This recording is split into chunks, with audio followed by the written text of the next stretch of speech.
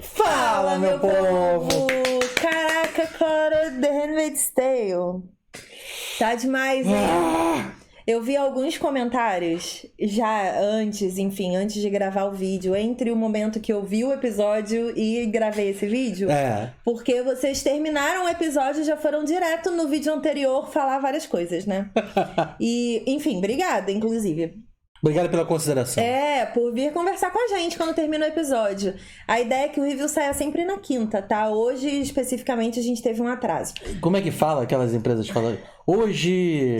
Não, como é que é? Não sei. A gente não vai lembrar nunca. Mas deixa aí nos comentários a palavra. Exato. Eu esqueci a palavra. Ai, por que você fez isso comigo? Hoje, excepcionalmente. Excepcionalmente hoje, sexta-feira. Tudo bom? Tá. Enfim... As pessoas estavam incomodadas. E assim, pra mim, vou ser muito sincera, The Handmaid's Tale é sempre incômodo. Eu não tenho, momentos de muito mais incômodo e tudo mais. Porque na primeira temporada, a gente viu personagens que a gente ama perdendo clitóris, sabe? Perdendo o dedo na segunda temporada. A gente viu as pessoas sofrerem torturas físicas e psicológicas. Então, quando chegou agora na terceira temporada, eu falei, o que mais pode acontecer, não é mesmo? Nossa... E, gente, assim, eu tava mega de boa dentro do equilíbrio, principalmente depois de ter lido o livro, né? Eu tava de boa pensando, já sei o que pode acontecer nesse mundo. O pior eu já conheço.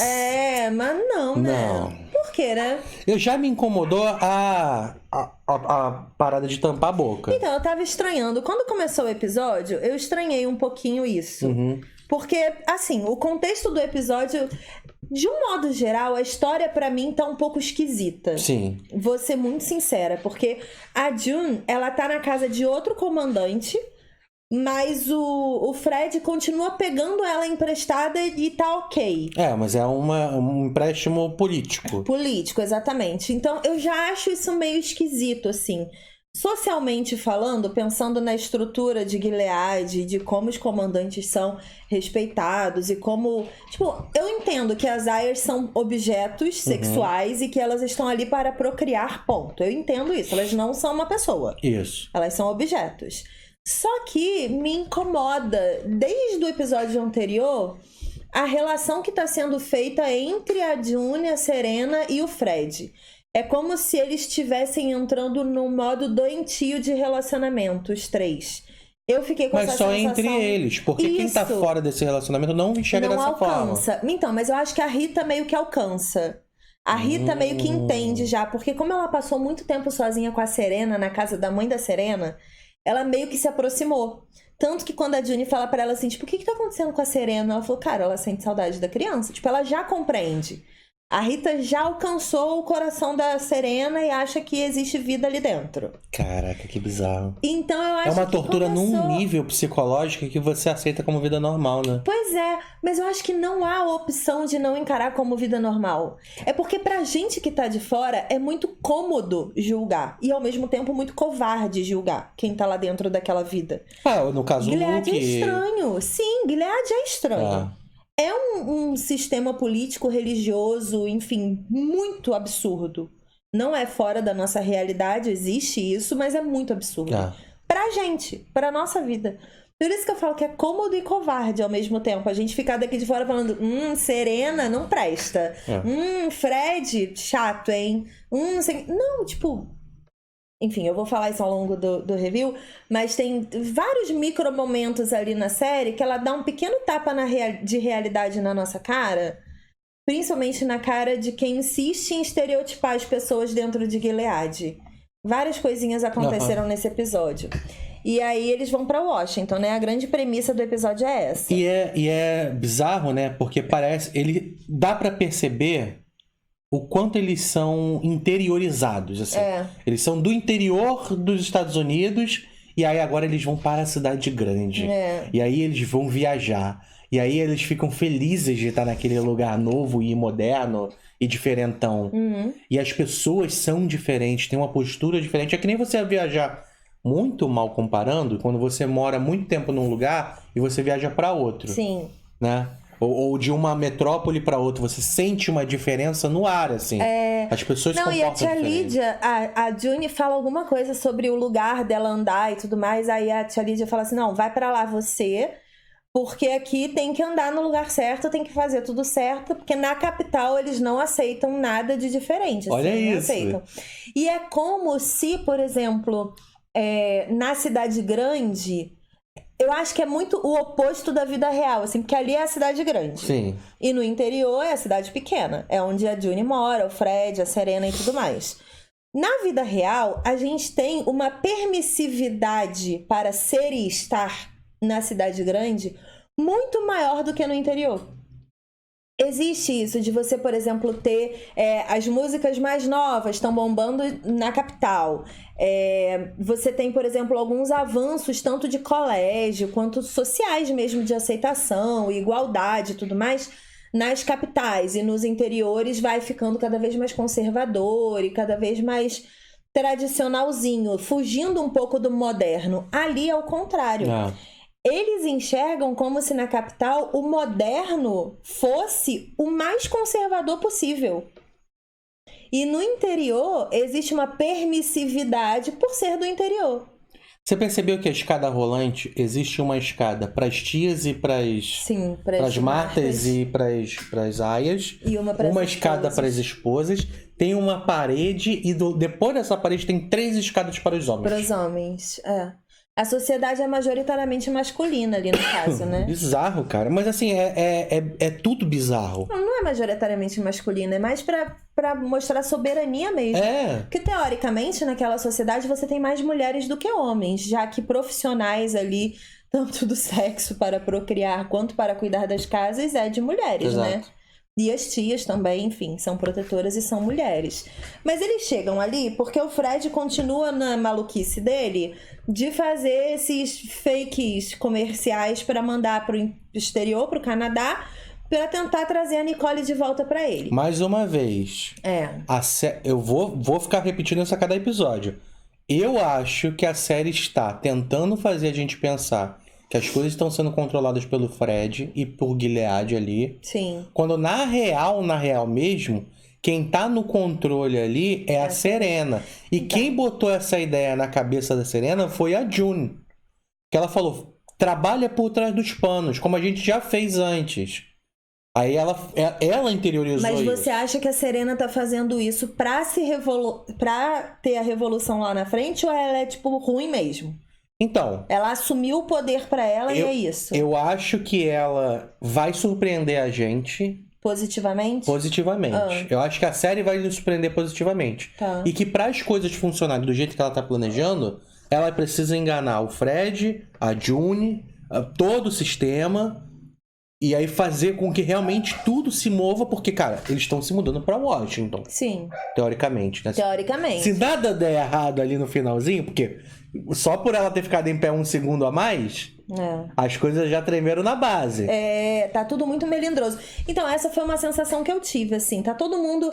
Um dos comentários que eu tenho mais visto nos nossos reviews dessa temporada é a galera falando assim, cara, tá muito lento. No momento que eu pensei, pô, a gente vai conseguir, é agora e tudo mais, aí volta 10 casas e a gente tem todos os problemas de novo. Sim. Tipo, eu entendo essa pseudo-frustração com a série, com a história e com a narrativa.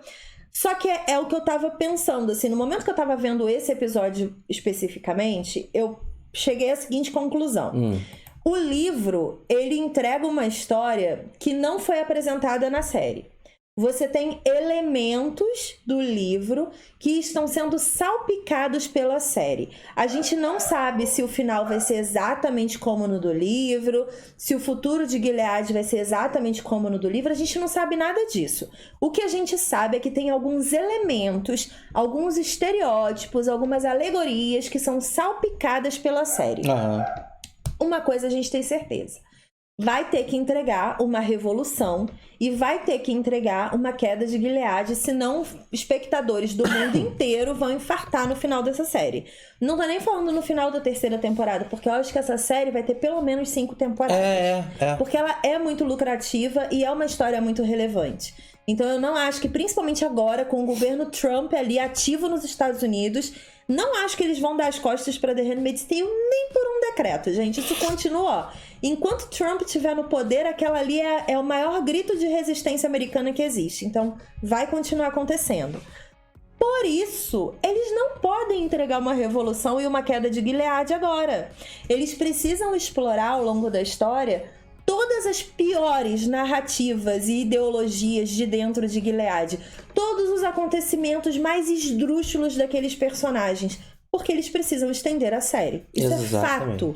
Se eles entregarem uma June fazendo revolução agora com a Serena, acabou a história. Acaba Gilead. O que a gente vai ver depois disso? A June indo a Las Vegas, feliz com a família dela? Não vai acontecer isso, sabe? Então eu acho que a gente tem que ter paciência e aceitar que a série é isso mesmo. São duas coisas que a gente precisa aceitar que vai acontecer.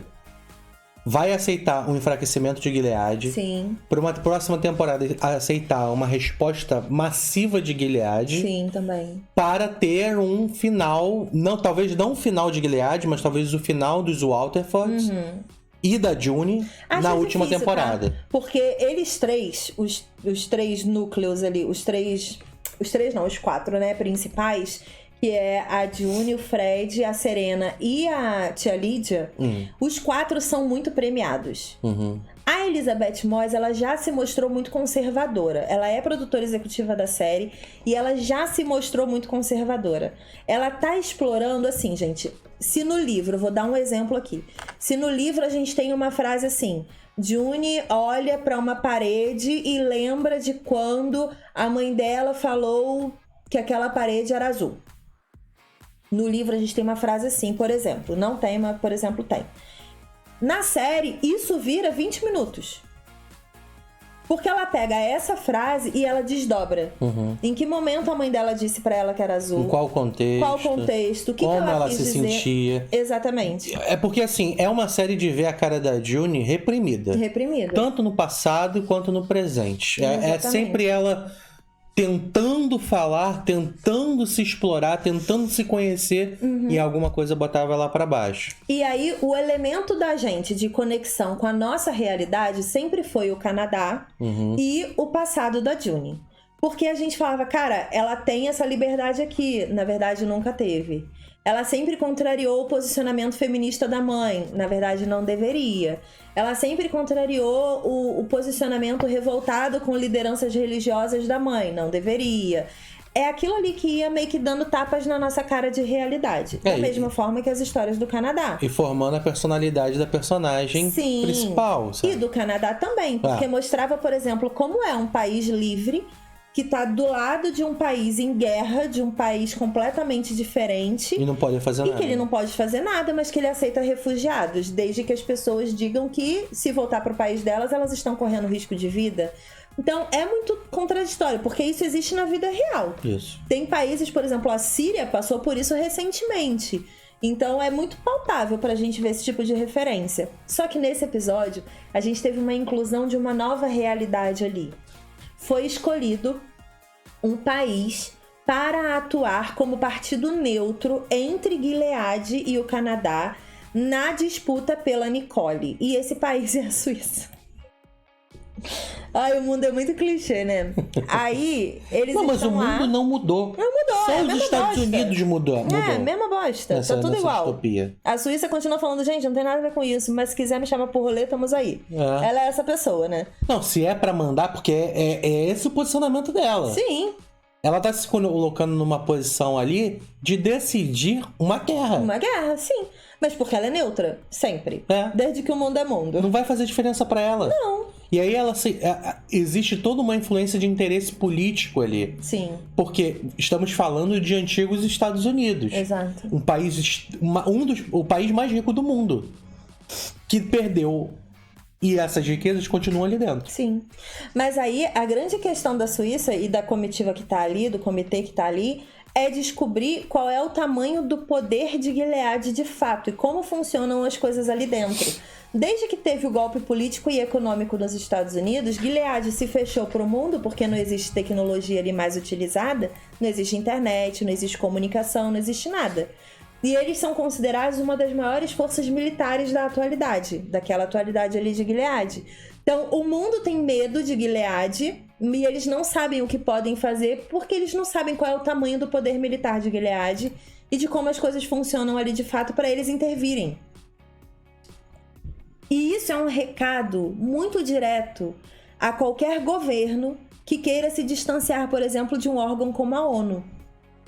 Se você se distancia e se você não se diz mais dentro dos descritivos pré-requisitos da ONU, você diz que age por conta própria e que ninguém tem nada a ver com o que você faz. Você passa a ser uma página em branco pro mundo. Ninguém te enxerga, ninguém te sabe, ninguém te estuda, ninguém te nada. Pra maioria tanto faz, pra minoria, opa, temos um perigo aí. É perigoso. Por que ele saiu? Cuidado quando as pessoas dizem que vão sair da ONU. Cuidado com essa galera.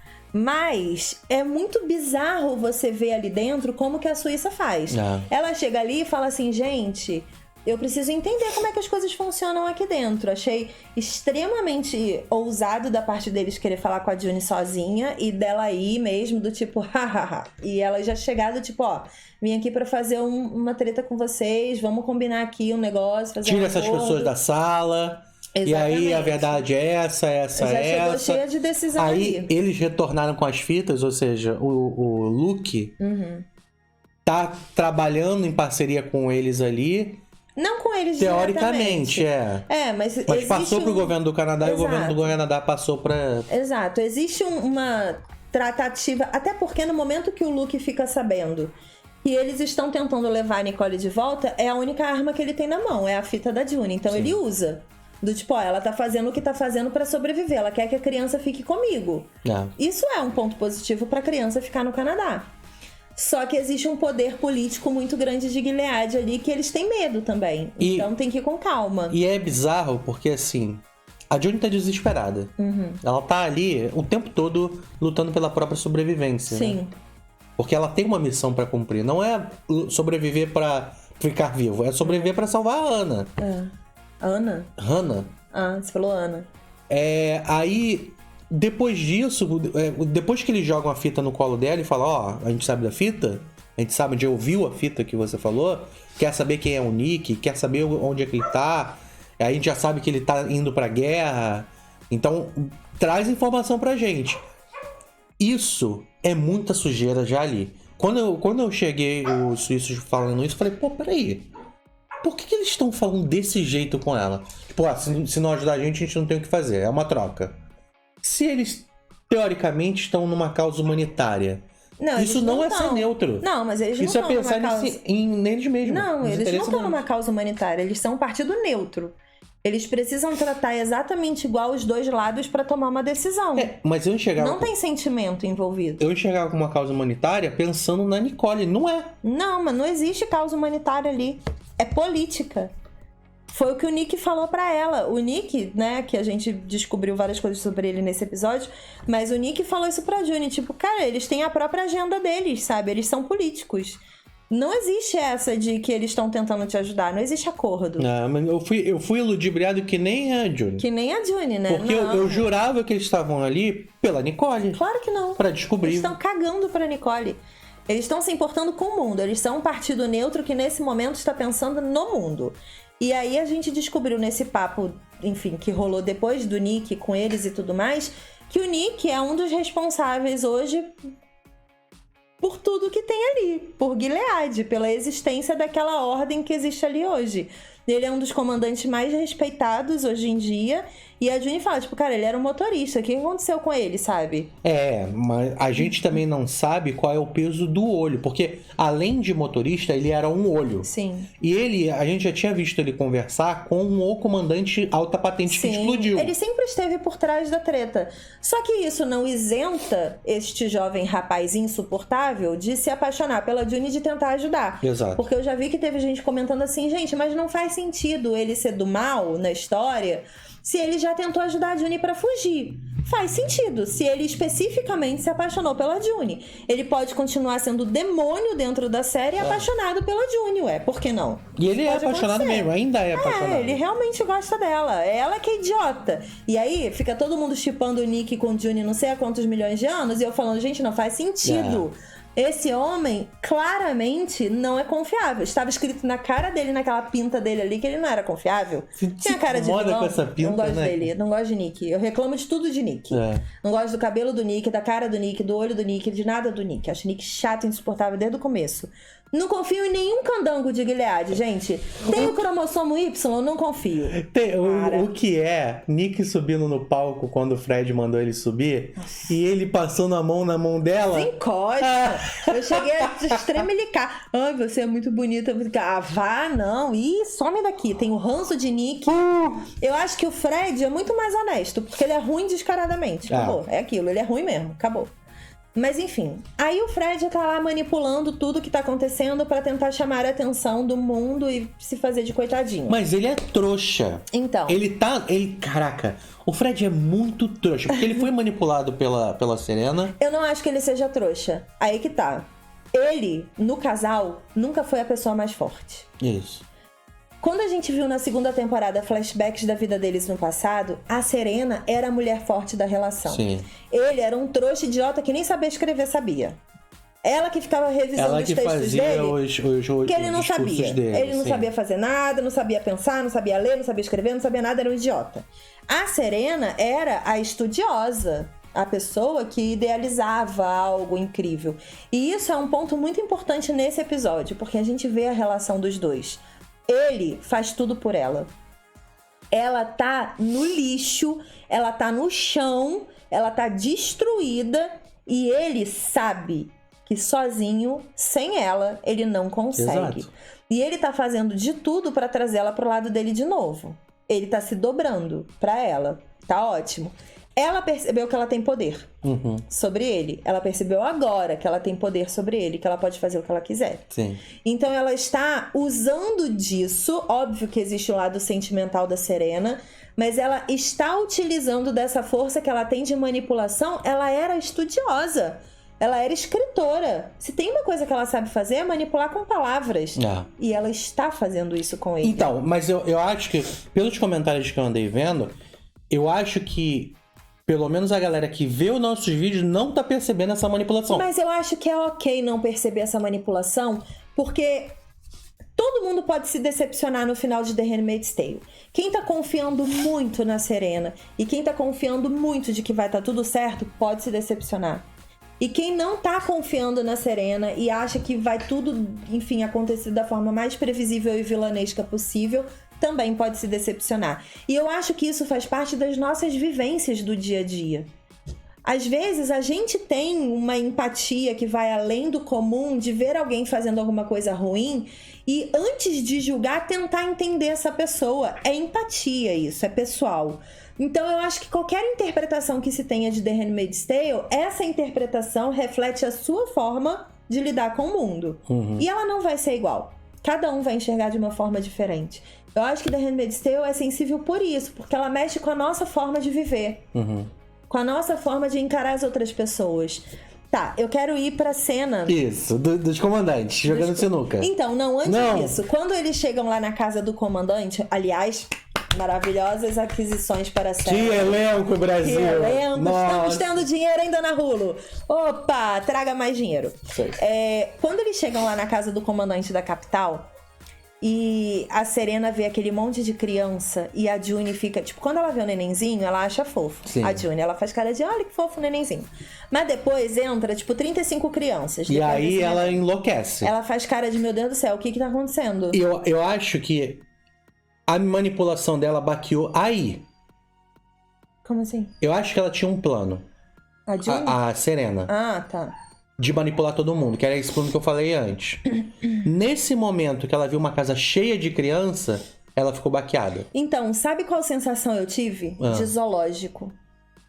A Juni, quando ela olha aquilo ali, me parece assim, sabe quando a pessoa vai comprar um filhote de cachorro e ela vai num canil?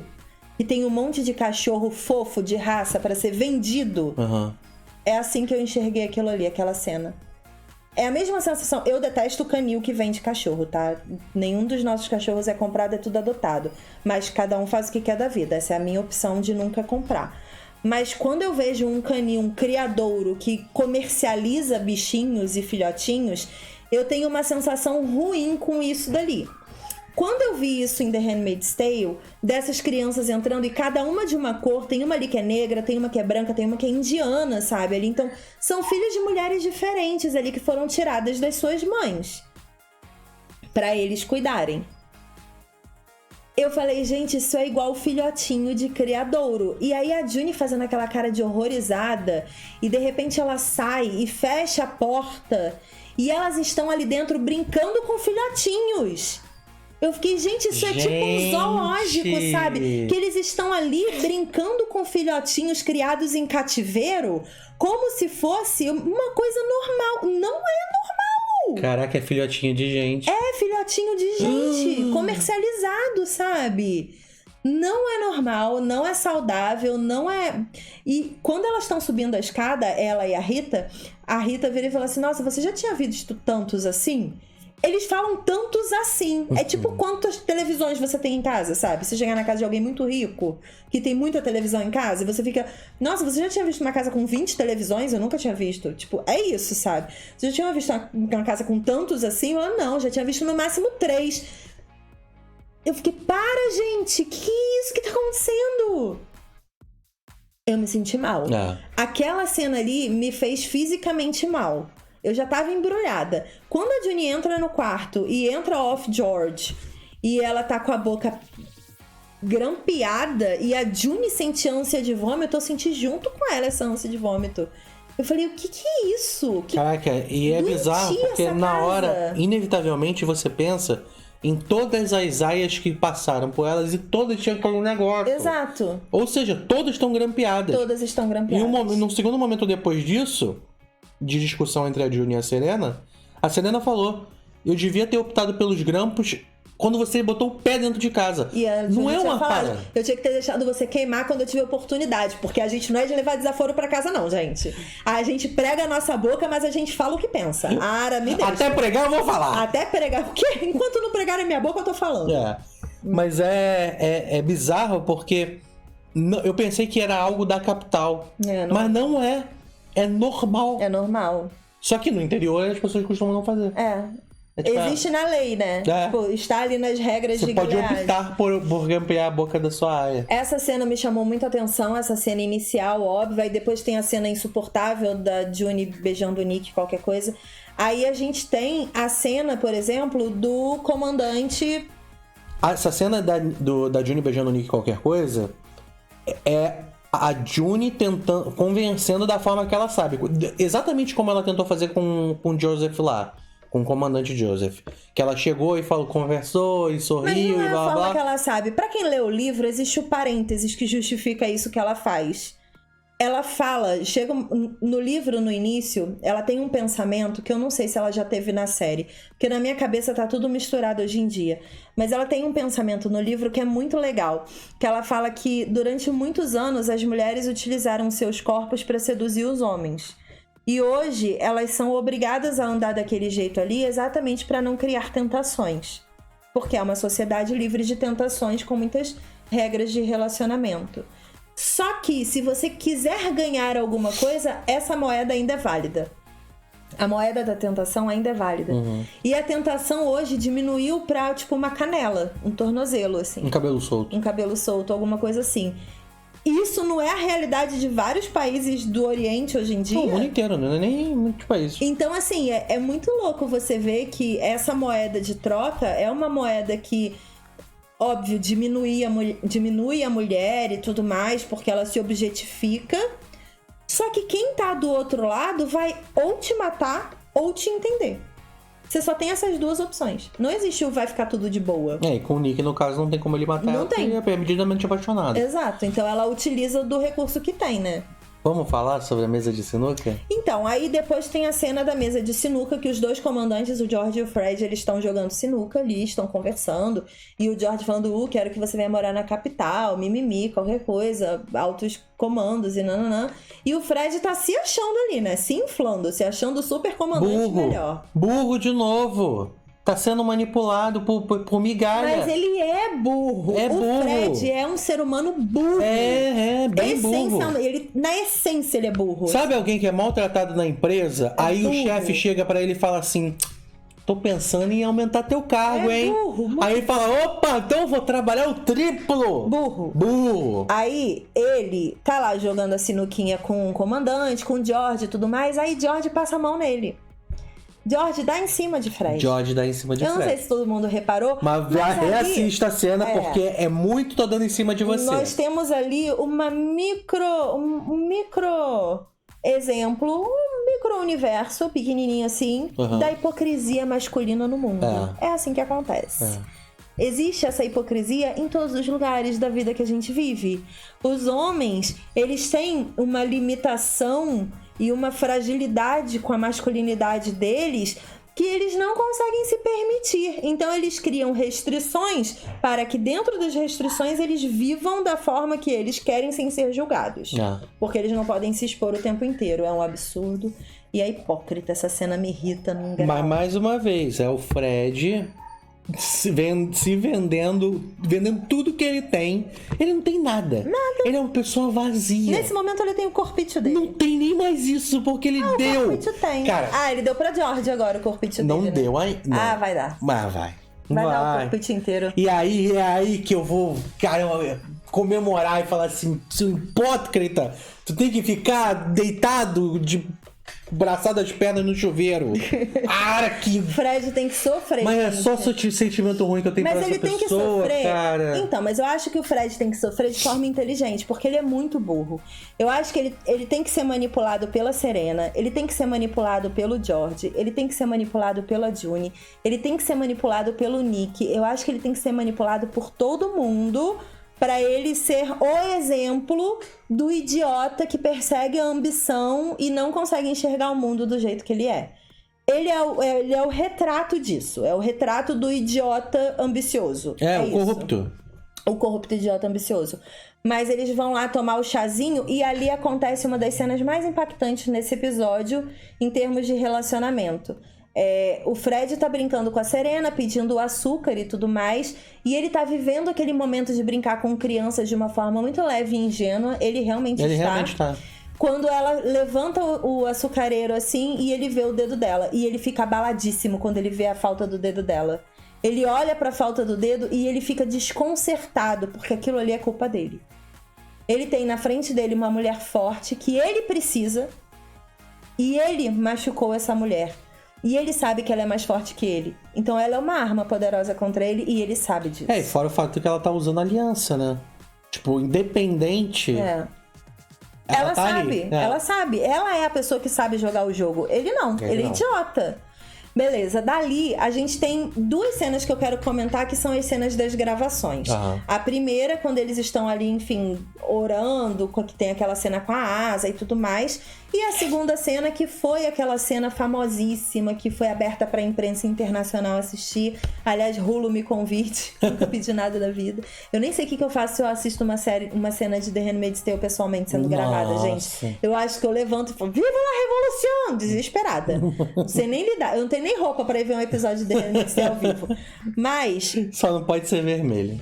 Nossa, imagina. Nunca. Aí eles têm aquele monumento, né, do George Washington e tudo mais, em Washington, na verdade.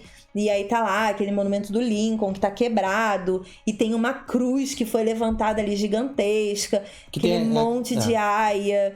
E vai acontecer ali a tal cerimônia final de filmagem para poder mandar aí pro mundo inteiro eles orando por Nicole. E Serena tá com roupa de festa, Fred tá com a roupa oficial, né? Aquelas roupas militares, de gala, né? Militar, e a June tá como as outras, tampando a boca ali naquela roupa. Calma, que a gente vai falar sobre a tia Lídia e a June, rapidamente. Ah, é verdade. Antes tem a tia Lídia com a June, que foi uma das melhores cenas desse episódio, inclusive. Que é uma cena de mudança, mas termina. Eles estão levantando a bola, na verdade, né? Porque disseram que no 8º episódio vai ter a história da tia Lídia, do passado. E eles estão levantando a bola pra gente ver a tia Lídia com outros olhos. Ah, entendi. Oi, tudo bom? Tudo bom pra você. Eles simplesmente, no episódio anterior, colocaram a tia Lídia como um monstro no auge da sua loucura. E a June resistindo àquela loucura e falando, você já passou de todos os limites. E aí ela simplesmente fica em silêncio ali e sai chorando. E agora, nesse episódio, a gente vê a June perguntando pra ela, você quer que todas nós fiquemos em silêncio? E ela fala que não. E ela diz, se eu puder ajudar pelo menos uma alma, uma pessoa, eu já vou achar que eu fiz a coisa certa. Tipo, uma pessoa. Então, isso quer dizer que ela já está vendo que está fazendo a coisa errada. E aí você volta pro 2 episódios anteriores que ela tá chorando lá na festa. Isso. Que ela tá tentando fazer a coisa certa porque ela foi treinada para fazer aquilo. E as pessoas que treinaram ela pra fazer aquilo julgam ela como se ela estivesse errada. Exato. Mas assim, ela tem uma postura... Na própria viagem pra Washington, que elas estão no ônibus, ela dorme. E a tia Lídia nunca baixou a guarda. Em momento nenhum da história. E ela dorme do lado da June ao ponto do negocinho dela, da bengalinha dela cair. Aí o guarda até arruma. Porque ela fica desleixada. Ela não se importa. Eu acho que ela já tá virando a chave dela ali, já é um ponto de mudança. E ela pode ser uma mulher de altíssima ajuda pra June. Nossa. Mas enfim, ali a gente vê então naquela cena final, uma das cenas mais fortes de The Handmaid's Tale até hoje, que mostra o tamanho do poder que a June teria caso ela resolvesse iniciar a revolução, de dentro pra fora. O Fred dá o comando pra oração e é a June que tem que dar o comando pras outras aias da oração. E eles não estão percebendo que estão colocando a June como líder de todas as aias. Exato. E ele dá o comando e ela não desce. E todas estão de cabeça baixa. Na hora que ela não desce pra rezar, uma aia levanta e olha pra ela, do tipo, é agora que a gente tá pronta aqui. Se é agora, a gente tá pronta pra explodir, pra morrer, pra pular, pra se matar, pra matar esse homem, pra quebrar aquela cruz. O que tu disser, a gente tá pronta pra fazer. E aí ele dá o comando de novo, aí a June ajoelha e elas todas ajoelham. Não, mas isso tá pronto. A revolução tá pronta. Elas só não têm poder militar pra enfrentar Gilead. Mas a revolução tá pronta. Tá pronta, cara. Pra uma revolução só precisa de pessoas. Exato. E aí a gente descobre que o Nick é da banda do mal, no final das contas. Não descobre, ele sempre foi. Não, descobre do tipo, a série desenhou para quem amava o Nick, né? Fala, gente, para de amar esse homem, olha, ele é um comandante mal. É porque eu não tinha a visão dele ser bonzinho nunca. Mas tem muita gente que tem. É porque assim, ele é um comandante, ele era um olho, ele era importante. Estão colocando ele como líder de uma guerra e ele realmente tem um respeito muito grande pelos soldados. Sim. E é isso. Sempre foi, desde a primeira temporada. O Fred, quando a June foge, que o Fred fala, vou sair do quarto, e ele bota a mão na arma, o Fred sabe que ele é um olho. Sim. Ele sabe que ele tem autorização pra matar um comandante. Então, assim, o poder do Nick ali dentro, a gente não conhece a influência dele até esse momento. Sim. A gente não conhece os perigos que ele sofre pelas decisões de vazamento de qualquer coisa. Tá todo mundo sendo observado ali. Eles sabem. O Gilead sabe que ele foi chamado pra conversar. Sim. Então, se o Fred tinha algumas regalias ali de levar a June pra fora, de levar a June... Ele tem muito mais, gente. Sim. Se ele ajudou a June a fugir, é porque ele... O Fred não, o Nick. O Nick. Tu falou. Não, o Fred levou a June pra outra parte da cidade. Sim. Tipo, depois trouxe de volta. Levou pra casa também. Teve um monte de coisa que aconteceu já ali de treta.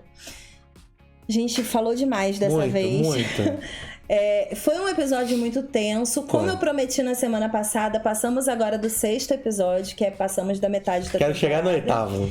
Vamos fazer uma live comentando essa primeira parte da temporada. Fiquem ligados tanto aqui na nossa comunidade do YouTube quanto no stories do nosso Instagram. Sim. Que eu vou avisar o dia e o horário certinho dessa live pra gente poder comentar essa primeira grande parte aí da terceira temporada de The Handmaid's Tale. Boa. Comenta aí o que você achou desse episódio. O que te deu mais ranço? Qual foi a cena que você teve mais ranço nesse episódio? Nossa, Qual embrulhou seu estômago? A June pedindo pra tia Lídia botar aquele negócio na boca dela, aquele negócio... Aperta, né? É, cara.